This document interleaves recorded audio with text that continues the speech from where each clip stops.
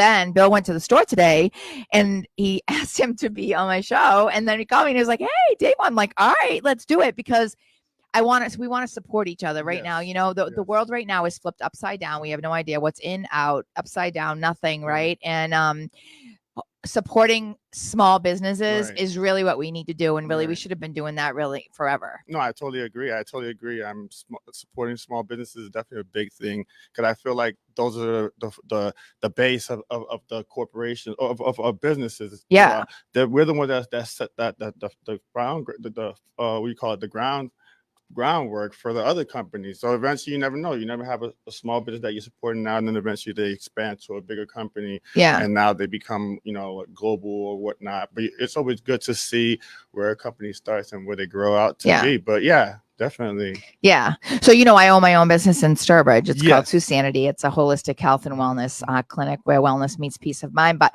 I've been open for 3 years and I'm still learning. Yes. Like, I'm still I did something the other day, and Abby, she's one of my mentors, and she helped me edit my books and help me rewrite my books. And because I've written 5 books and stuff. And I talked to her, and I had posted something on my Facebook page, and she is trying to support me for branding and to reestablish myself. But I didn't realize how much legality goes in things when you post it. Oh yeah.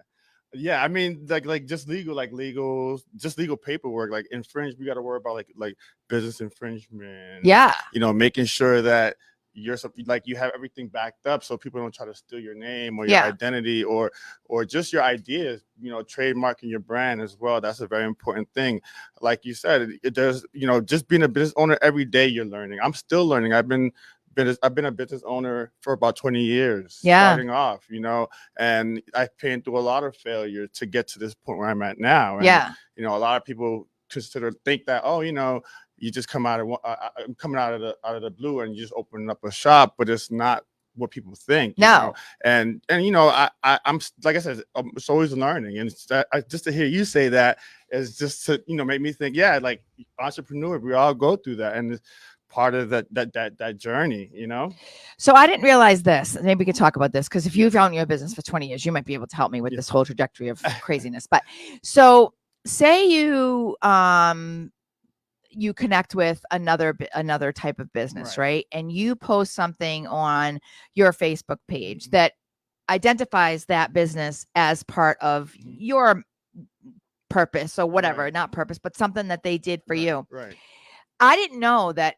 Say now somebody sees it and say the company that you represent and that you really care about and that you're supporting and you're saying, oh, I'm so grateful for blah, blah, blah. Right. If anybody at any point has ever had like a beef with that company, for instance. Oh, absolutely. And your name is connected with that company, that can hurt your company. Yes. Have you ever, do you understand that? Yes, I do. So that's a very good answer, actually. So I've been in scenarios where I've collaborated with other influencers or other companies, like you said, or maybe doing like certain type of collaborations, and maybe they got in some trouble, or maybe their image was tarnished and you were kind of affiliated with that. Yeah. That might hurt your brand. But then again, if you have enough support and people know, not everybody's gonna have five stars, or their business. There are gonna be people that are gonna maybe say something bad about it, but at the end of the day, if you have the support of the community and the people, I feel like they'll be able to be behind you, whether it's affiliated with another company or that has maybe did something wrong, and you could even write something out in your social media, maybe say, hey, sorry guys that this happened and I was affiliated with it, but and that kind of will help with your supporters as well, to kind of let them know that you're also listening to them, and so forth. And that really makes called volumes, where people are like, oh, you know what, this company really listens to us and really supports us as well as them supporting you, know. So it's a mutual thing. But yeah, absolutely, you're gonna come through those little issues, and so forth. So then she asked me a question. Yes. She said, this company that you're supporting, that you're giving kudos to because of what they've done for you, even though they're not paying you, right? You're supporting them, you're genuinely supporting them and promoting them, but Right. they're not paying you. Right, So right, right. one, she said, and did you look them up and see if they've ever had any like, you know, That's another good question. and I was like, and then she said to me, I know you're going to say no, but I'm going to ask this question anyway. And I said, what? And she said, did you research them and see if they ever had any, you know, what are they called? Like cases or anything? Yeah, like any, that, yeah, or any lawsuits? lawsuits or anything like that. And I said, no. And she goes, then how do you know that they haven't? And I'm like, God, why do you do that? Like, it's like That she's is always got me like thinking like, hey, but that is true. That is something that you should think of. yeah, quasi. Yeah. yeah. And so it brought me back to a short time ago when I was fixing up my house. And it's I'm not going to get into the whole story, but I had to fix my house, let's just say. Right. And I posted something on social media. Right. And about, you know, needing someone to, you know, just come and like a handyman or whatever to come and fix some things. And I get all these responses on Facebook. Oh, reach out to this one, reach out to this one. I mean, there must have been 40 or 50 different things. So I end up choosing somebody. Right. And it just so happened that it was during COVID. Right. Okay. Right. So he shows up at the house. I'm not going to mention his name, even though I really want to. I won't. But anyway, so he shows up at the house and he gives me a price on what's going to cost to fix the house. Right. And I was like, okay, that sounds fine, right? And then he showed up, and then the COVID thing happened. Right. And so now everything's being shut down. So he shows up the next day with like 7 or 8 guys and completes the job in 3 hours, even though he's supposed to be there for 5 days. Wow. I'm a single mother. I mean, I've got 3 kids. I just want this fixed. I don't really care how it gets fixed. So I'm not thinking anything of it. Right. When I went outside, he used all my old siding and put it back on the house. So now I'm like, okay, what the heck? Not even thinking. And a bunch of other stuff happened after that. Right. But I never looked him up. And when I looked him up on the Better Business Bureau, the amount of like people that said don't use him was like astronomical. And I was like, so when she said that, I was like, crap. Yes. No, it's true. Like, it's true, and it is true. Like you said, you never know. It's up to us as entrepreneurs to really do our due diligence during that time. And you're right. Like we all go through that. We're excited. We're like, you know, it's a new venture. We're like, hey, you know what? I might, you know, be able to collaborate with this person or like this person, and this is gonna help me growing as well as that. But like you said, you got to do that due diligence, do the research, make sure. But that comes with failure too, and going through it, especially if you don't have that mentor to really like. But you said you have one, so that maybe she's getting you prepared for, you know, so you have that. Okay, you know what? I'm not going to make that mistake where I'm gonna research people, make sure that they're doing the right thing, and that they are what they're saying they do. Because there are a lot of people. There's a lot of smoke and mirrors in this business where people will say things and say, yeah, I've done this and done that, and it's like, listen, I don't believe anything that I don't see. If you like before, I'd be like, oh yeah, this person said that, you know, he worked with this person and that person before, and that person they don't even know they don't have no relationship with that person. They're just saying it because maybe they took a picture with them like 2 years ago or something. You know what I mean? Yeah. So like that's why I'm very cautious nowadays, and that's another reason why kind of like from the past businesses and failures that I've ran, you know, all those came with those learning experiences and saying, okay, you know what, I'm not doing this anymore. I'm going to do this. I'm going to approach this in a different way now. Yeah. You know, and that's really what being an entrepreneur is constantly learning, just like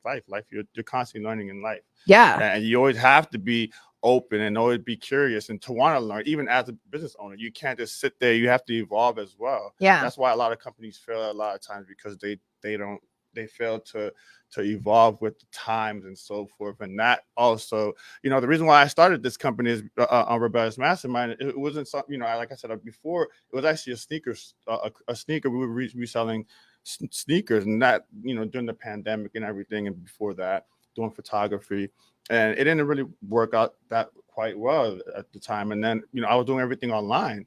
So now, you know, with that, and then the pandemic and me losing my job and all that, I was like, you know what, I enjoy really like the hobbies I do, like collecting stuff, and why not make a business out of it with the name I already have, and kind of like incorporate all my talents in one. Yeah. You know, and like I said, it's a Rebellious Mastermind is really like I guess a whole of all my previous failed businesses to now bringing everything into one. And I guess I believe everything from before and all my failures really prepared me for this moment here. Yeah. Because if that wasn't the case, I wouldn't have been here where I am now. I'd probably, who knows, right? Yeah, probably working a 9 to 5 or something like that. Yeah. Which I didn't want to. I went to school for business and communications, and like when we briefly spoke, I told you, I also went to school for fashion design. Yeah.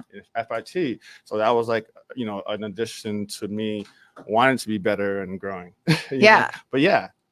Yeah, it's like yeah. So it's a constant, like you said, it's constantly a growing experience. Yes. But it's true what she's. And so that's where I'm like, because I wanna support people as much as I can, as far as like if they help me, for sure. You know what I mean? But not at the point where it's hard. It's and that's what I said. Is so basically every single thing that you do on social media could be a red flag. And how do you live like and she's like, no, it's not that. It's just that you can still post, but you have to post it in a way where you're not going to be violating your business. Right. She said, so for instance, and then she explained, she said, somebody goes to this thing that you did and they didn't like it and they were mad about it and they had a complaint in the Better Business Bureau.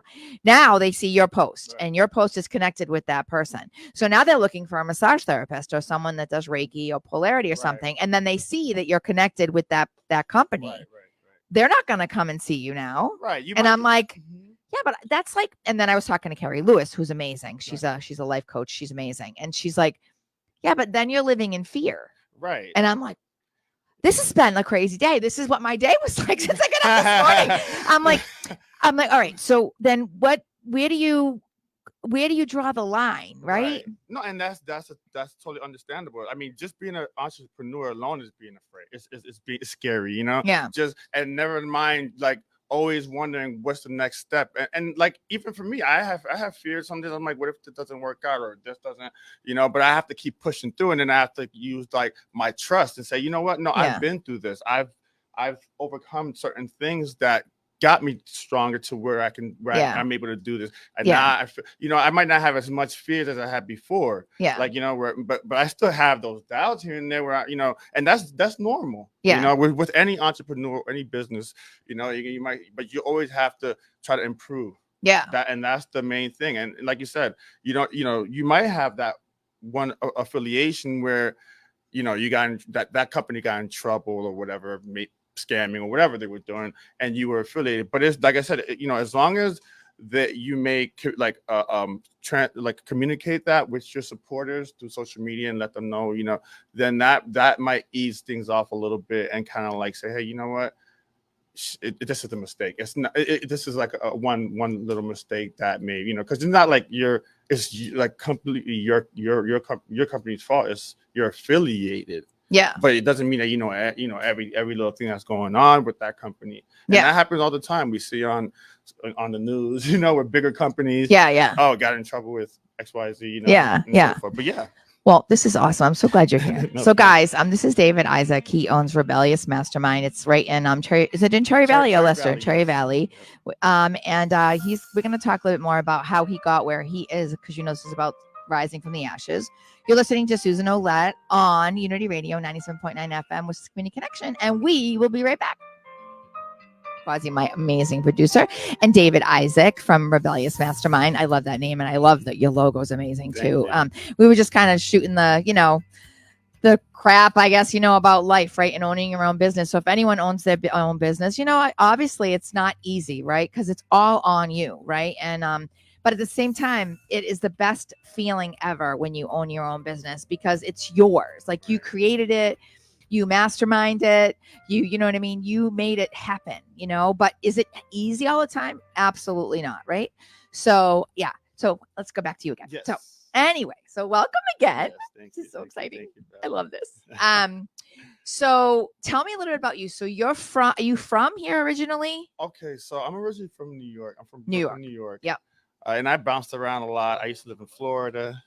Oh, talk to you, make it. Oh, yeah. I used to live out in Florida. I lived in New York for quite some time, but it was all in, going to college and completing. And then I ended up finally finishing college here in Clark University, where I met my wife. in 2007 and graduated with my my studies in communications and business. Yeah.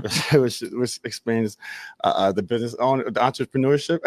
So you went to Clark? Yes, I went to Clark University. Yeah, yes. they have this amazing program there that people, I guess, are part of, that you can go and get free advice and things like that. Yes, they have something similar to that, and they also what really got me into this was at Clark was my independent study. Okay. So they either in your senior year they either allow you to do an internship or you can do an independent study. And my independent study was for me to create my own business, and that was my first company, Og Point Clothing. That was one of my first companies I started when I was in college, and you know that's where the whole journey started, and from there it led me to here. Yeah. But yeah, they that's a great school. I mean, I love that school, and I even urge my daughter. I tell her all the time, you should one of these days go to Clark University because it's a great school. But yeah, they definitely. I love that school. That's all I could say.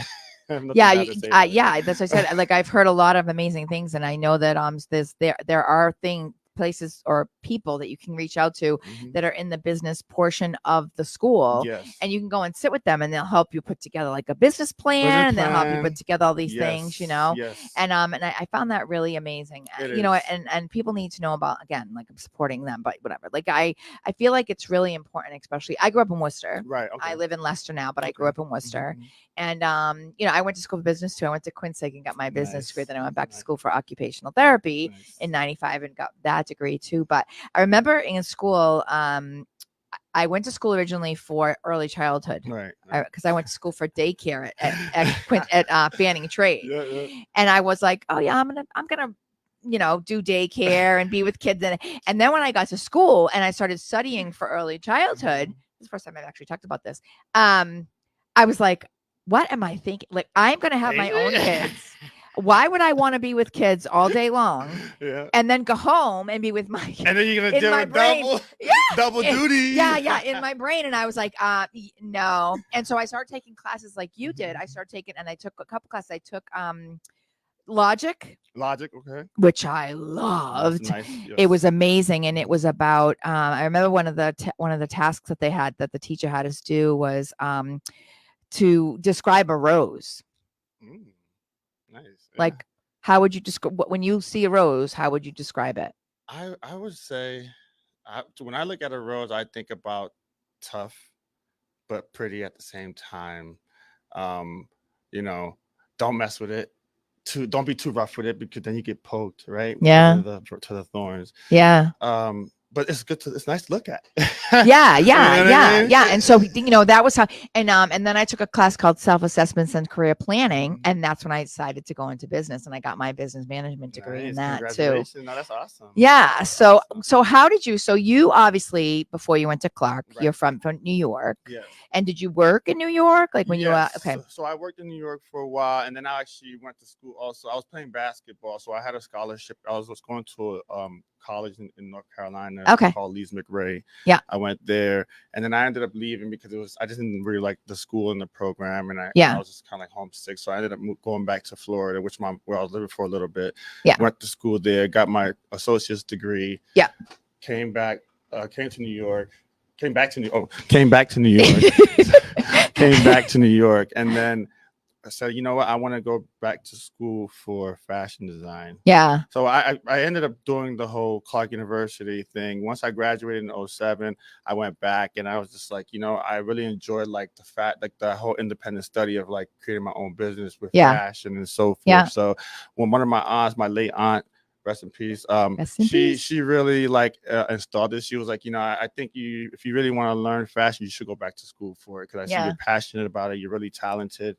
So I said, you know what? I'm gonna do it. So I, you know, and at that time, my wife and I, we had one daughter. We had one child, which is my daughter. And you know, I said, you know, I was working full time as an IT person, and then from there I would go to school from like 6 to like 9 every day. So it was like I was gone from like 7 o'clock in the morning until like 9 or 10 o'clock. at night. And I go home, do the same thing over and over again for like 2 years to get this fashion design degree. So, you know, but it came with a lot of, I guess, sacrifice. Yeah. You know, a lot of sacrifice, Yeah. a lot of sweat and tears and even blood from the sewing machine. Which goes back to opening up your own business. Yeah, and that it's a lot of sacrificing. Exactly. It still is. It still is. Yeah, You know? exactly. But it is. everything kind of like transcended over to Rebellious Mastermind. Yeah. So I do, like I said, I do the fashion in there. I do the photography. I do the thrifting. I do the custom T-shirts, you know, and all that. So and then I'm also trying to get a couple other artists in there because I'm an artist myself. So I like to like work with other artists. So if like, you know, there's an artist that I think might fit in our store, I might say, hey, you know, maybe let's get a couple of your pieces in here and see if we can get you like a name or whatever, or get some of your customers. And that's kind of just like affiliation, right? Where you're saying like collaborating with. Oh, we're definitely going to collaborate. Right. Like, you know, yeah, exactly. The way you're talking, I'm like, I know this one. Like I know some people. Yeah, exactly. Yeah. So it's all that, and it's also making sure you have the right people around you, because not everybody should be around on the you same at level. the same time. Nope. And people might say, oh, that's a little snobbish or whatever the case may be, but that's not true. You should always protect your energy. And I think that's a very important thing when it comes to everything, just not just business, but it's just your circle of people. And that's why I was like, you know, I'll come because I liked your energy when I first met you. Oh, thank you. I liked yours too. I like the fact that you were like entrepreneur, and we were just like connecting, like, you know, and I was like, oh wow, like. And I even went back and told my wife, like, oh, I met this lady, Susan. She's awesome. You know? Yeah, I was like, yeah, you know, she worked for the radio station, blah, blah, blah, and everything. And she, you know, so that I was excited. But, you know, it's not every day you're going to find, you know, good, solid people that you could connect with. But, you know, so before I could just give anybody a chance, you know, and say, hey, you know, but as you become an entrepreneur, you become more like, hey, you know, I need to kind of like, get rid of the trim some of the fat. Yeah, you're right about that too. I mean, you're absolutely 100%, not just in business, in life, right? Because there's many times where you are excelling, you know, when your name is getting out there for, which it will, by the way, your name is getting out there for whatever reason, you know, for shirts, or for, you know, for massage, or for, you know, for your photos, or for just your entrepreneurial self, you know, and people that are just working the same job 9 to 5 and going to the same clubs and doing the same things all the time. They don't like that in us for some reason. And I just had a conversation with one of my clients about this today, because I was like, I don't know what I'm doing wrong, because I feel like it. And that's where Carrie got mad at me, because she's like, that's where you need to rise above that and see, like, look at, just because the person does not agree with what you're doing, one, you don't have to be in their life. You can you can decide just not to be, but why are you going to let them bother you? Why, you know, where are your boundaries? And I was like, well, I have them. She goes, well, sometimes you don't. She said, because you're letting them do those things. And I didn't understand that about that. I really didn't. Oh yeah, it's the same. Like you said, sending those, like, everything is boundaries, right? Like, yeah. You have to teach people how you want them to treat you. So if you want somebody to give you respect, you gotta. If they try to cross the line, you gotta give them that, like, hey, no, you know what? You went too far. At least that one time. That way, they won't happen again. Yeah. But a lot of times in life, we might let things slide too much or whatever, and then people start taking advantage of that. Yeah. But this is great, huh? Yes, it is. So, guys, this is Unity Radio 97.9 FM. My name is Susan Lett. I am the host of Susanity Life, and I'm here with David Isaac from Rebellious Mastermind. I love saying that, by the way. With Quasi, of course, my producer, who's like, let's go, Susie Q. But we'll be right back. We're going to talk some more about business and life and love and all that. So, I love that. How did you come up with that name? That's a good question. So, it's an interesting. Even the way you correct, like the R backward.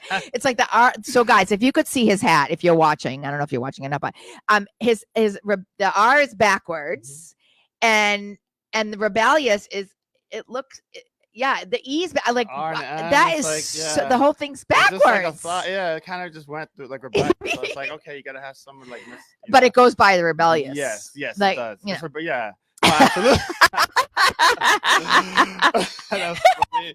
No, but appreciate it. I appreciate it. It does, though. Think about it. No, it does. It does. That was the whole idea. I beat to my own drum, and if you don't want to beat to my drum, then there you go. There's the door. Somebody was like, "Oh yeah, I'm not dyslexic, so I can't read that." Yeah, I was like, "Oh really? Come on." It's just a little logo. But no, I loved it when I saw it. I looked it up because I didn't have anything to put on Facebook because it's just happened so quickly. And I was like, God, what am I going to put on my page? And I was like, I got to put it on. And I was like, that's the best ever. I was like, that's the coolest thing. Anyway, so how did you? The way I came about that was I wasn't a fashion. Obviously, I went to a fashion show. There was a brand that I saw. They were called Rebellious. They were just called. Oh no, sorry. They were called Rebellious. They were called Mastermind. Yeah. So I went to a fashion show and I saw this brand. They were called Mastermind, just Mastermind. Yeah. I thought, that's really cool. And then one day, I love Star Wars, so I had a T-shirt and it said Rebellious up top.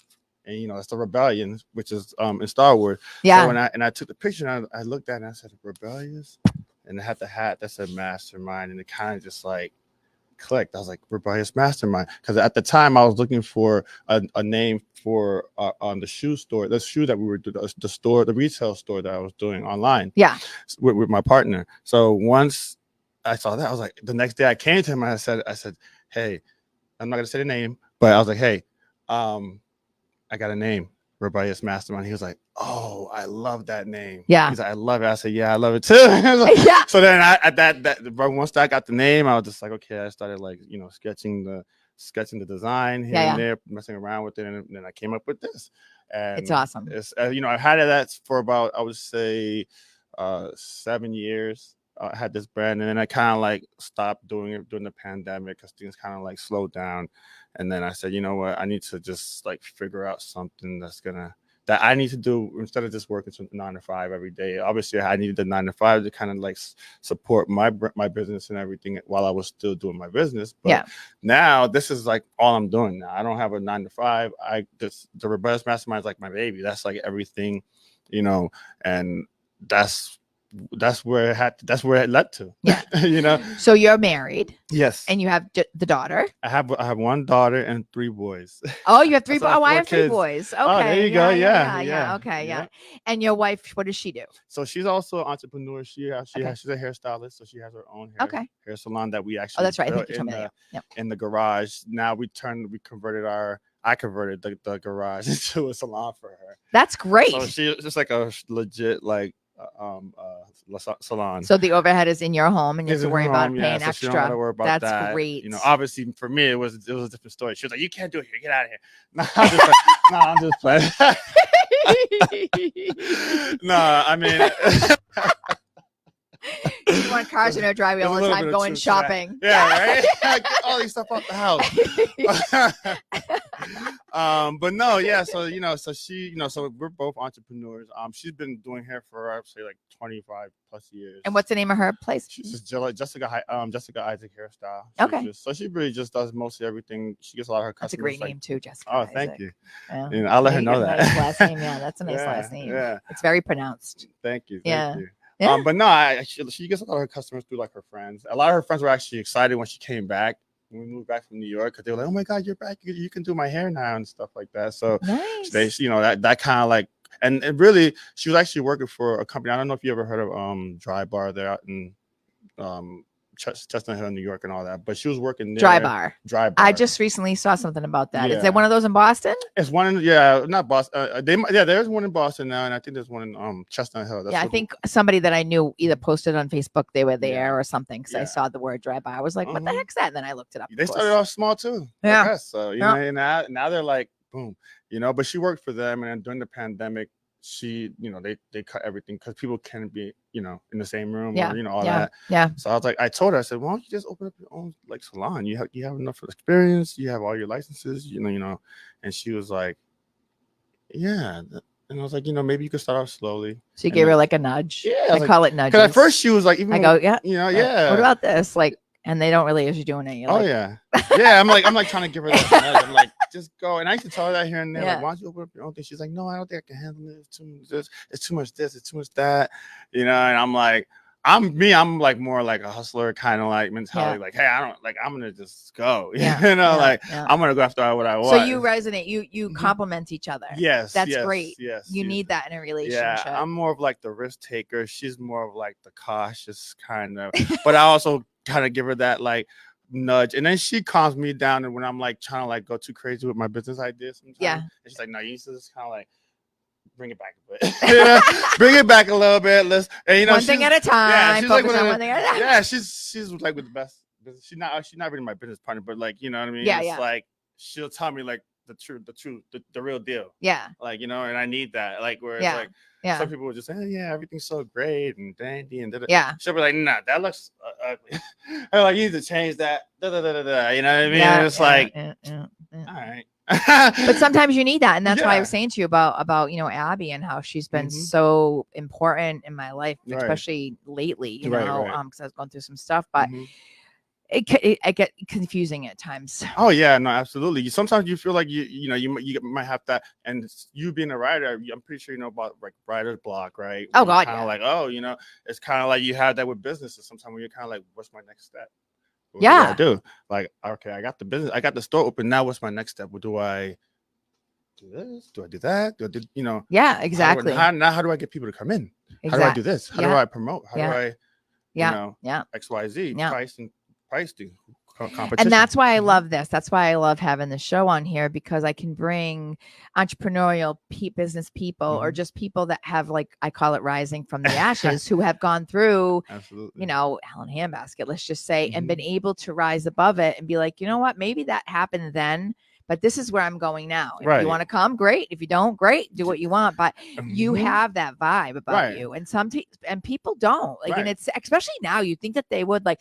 Bree Sweet Treats. She came on my show before she became big in the Worcester Central Marketplace. And now she's got her chocolates and stuff. And she opened during the pandemic. A lot of people during the pandemic started their own businesses. Yeah, and you know that I think that some people, like, the pandemic really helped people like really quiet their minds and really understand who they are. Yeah, you know, and really like say, okay, you know what? I don't want to do this anymore. I want to just like continue. It really opened up a lot of people's eyes, and as far as like the economy, how to kind of like really find yourself in that sense, you know. And I think it brought you back home, like, because think about it, kids are in school, and now you're home, you're a teacher, even though you didn't go to school to be a teacher. Now you have to teach. Now you have to pay attention because the kids have to do their homework. And so now not only do you own your own business, but you're also a teacher, and you're going, what the heck, like how that. But so it brought families. But see, this is what people don't understand about COVID. COVID was awful. I'm not saying that it wasn't. It was deadly. People died. There was a lot of, let's just say, stuff going on behind the scenes that no one really understood. But what it did was it brought people back together in ways that we have not been together in so long. The family dynamic, having dinner together, because you couldn't really go anywhere. Now the restaurants are open, so now you're cooking dinner together. You're with your kids or your family members, even though some of them couldn't come, of course, because of the situation. And I think that that's what entrepreneurial people do. It's like, we're not willing to just be like,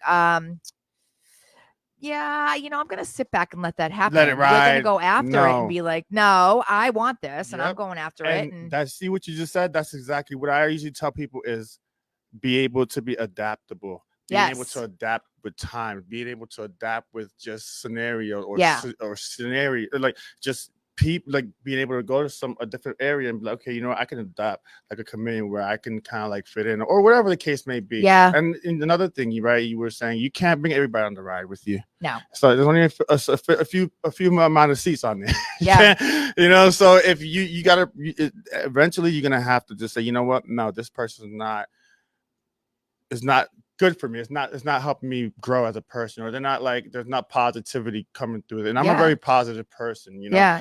You know, and I could tell you are, because you're very into like holistic, you know, healing and all that stuff, and I already know. So you know, I look for those type of people, my type of people, you know, where everybody is positive, you know. And even like you said in the pandemic, right? It was a bad thing, but then in every bad thing, there's always something good that comes out of it, no matter what. And there's always two sides, right? Good, bad, all that. So this is great. So we have one more segment, you guys. So the next segment is going to be for David to discuss with you his place in Cherry Valley, which is amazing, and definitely you need to check it out. So he's going to talk more about some of the things that he has there, what he does, how to connect with him and stuff like that, because I really feel like this is supposed to happen. So so we'll be right back, you guys. This is Unity Radio 97.9 FM, which is Community Connection. My name is Susan Light, your host of Staying Life, and we will be right back. Man, I'm so happy that David Isaac got to join us today, and that Quasi, this amazing producer, is making the show run the way that it does. He owns Rebellious Mastermind. I love that name. I'm going to keep saying that over and over and over again. Oh my God, when I went in his store, guys, like there's nothing that he doesn't have really. He also creates t-shirts, and he has a photo area. So you can go and have photos on if you want them, like senior photos or work photos, and I think you go anywhere and take photos. You don't have to be at the studio. Yes. Like he's happy to do that. But he's got beautiful clothing, and he's got, oh my God, just tell them about your store now. Yes. This is all about that now. Okay, all right, cool. So yeah. Oh, wait, you lived in LA. No, I didn't live in LA. I lived in New York. New York. Okay. So you were the fashion designer in New York. Yeah. So I had my own brand for about like 8 years in New York. Yeah. Jock Isaac. Which was actually named after my father. And then, that work, I did that for a while. And then during the pandemic, I was rebranding, and then everything hit. And then I had to shut down the store, like the online store. Yeah. But I feel like, now the brick and mortar kind of like is better, because I feel like it's my creative space kind of at the same time, where I can sell things, be creative on a daily basis. And it helps me be like more creative in the sense that I'm always able to like look at something and say, oh, you know what, maybe I could do this today. Yeah. Instead of like, getting bored or something like. And how cool is it that where it is? Like it's in this like old factory, but the energy there and the historical component of that building must be hands down something you must feel every time you walk in the door. It is. I was actually, some guy came in and he was like, hey, I used to work in this the factory before it was what it is now. And he was like, yeah, he was telling me like, I was here for like 40 years, and we used to do like skin hide, and it smelled terrible, but we used to like joke about people calling in, and we would say like, you bring them, we skin them. Something like that. And I'm like, what? I'm like, what? You bring them, we skin them. Yeah, like you bring them, we skin them. Like, but that was like a nice, like, it's kind of like a funny saying, right? Yeah. So I was like, but people coming in and telling me the story about the history of the building really resonates with me, and just the fact that I'm doing closing in that, and now it's like, oh, it's kind of cool. But yeah, we have a little bit of everything for everybody. We have women's wear, men's wear, children's wear. We sell a lot of men's like electronics, women's electronics, computers, parts, bikes, skis, a lot of sporting goods. I would say helmets. I could keep going, but you guys have to be there to see. But yeah, we have a lot of everything. You guys are welcome to come by anytime. We're open 5 days out of the week, Tuesday to Saturday. Yep. And you'll either find myself there, or my daughter, or my wife, or all of us. At some days.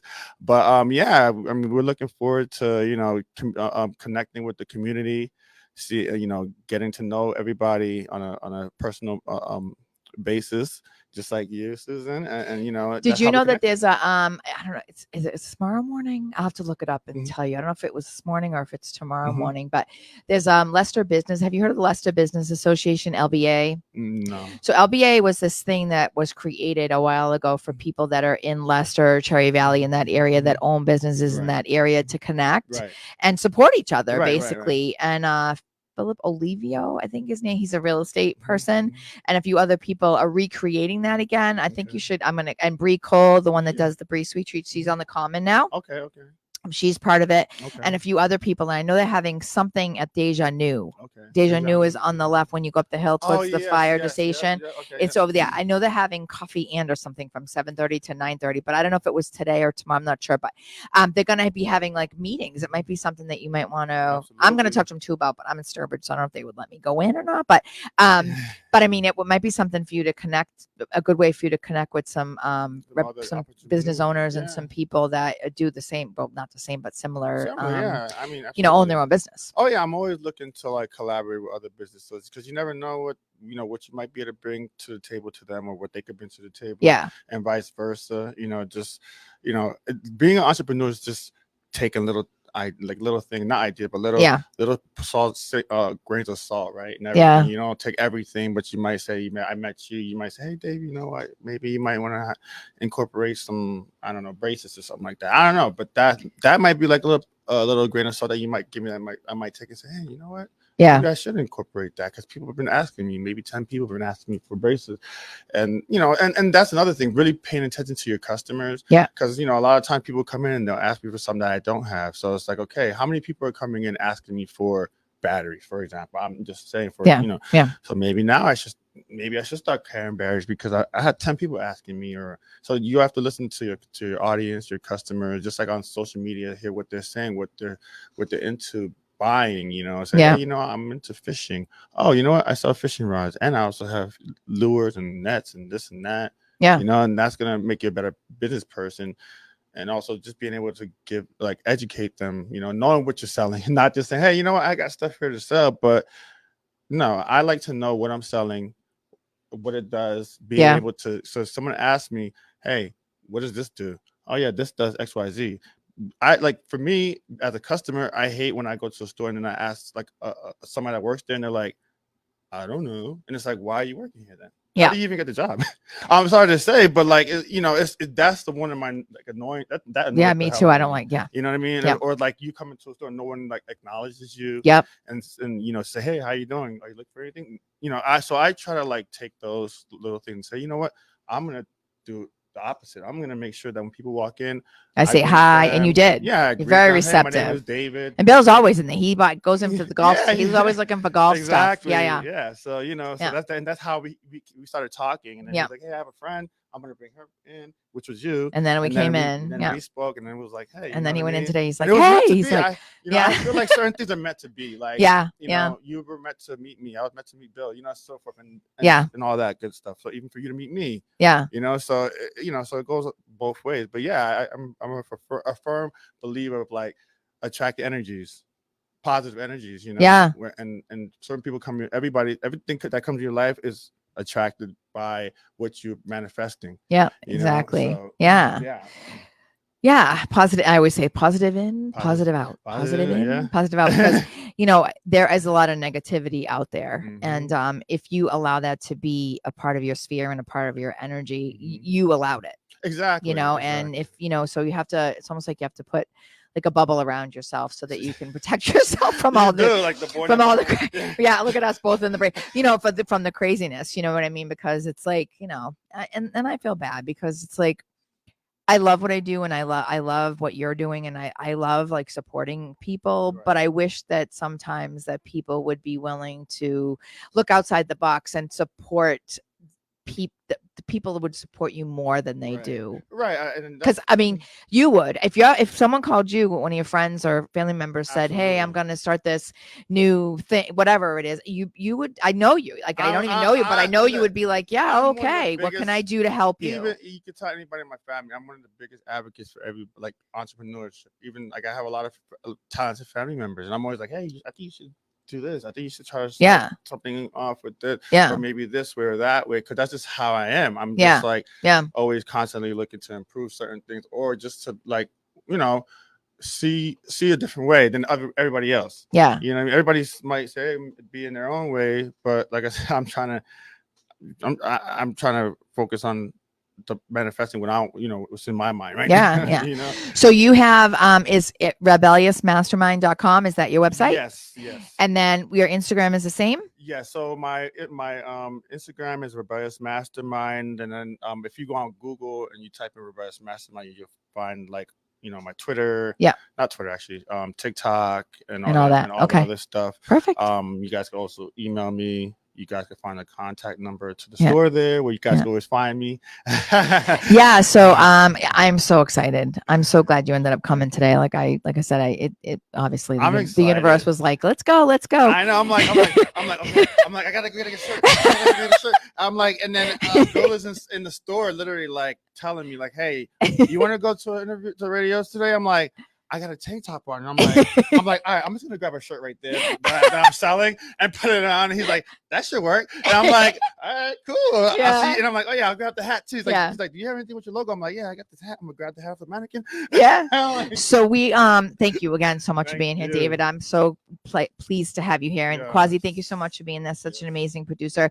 Guys, we're gonna put on our Facebook page anyway and on our stuff, how to find him. But he is literally in Tree Valley, right on the left as you're going up towards left Leicester. He's right on the left in that beautiful brick building. So go check out his stuff. You might find some really cool things. It's very different and very unique, and definitely an amazing place to check out. So my name is Susan Ladd. I'm your host of Staying Life on Unity Radio 97.9 FM. Worcester Community Connection. So grateful for you guys for everything you do, for watching us and being a part of this community, because we're unity in the community, right? So peace out, my friends. Have an awesome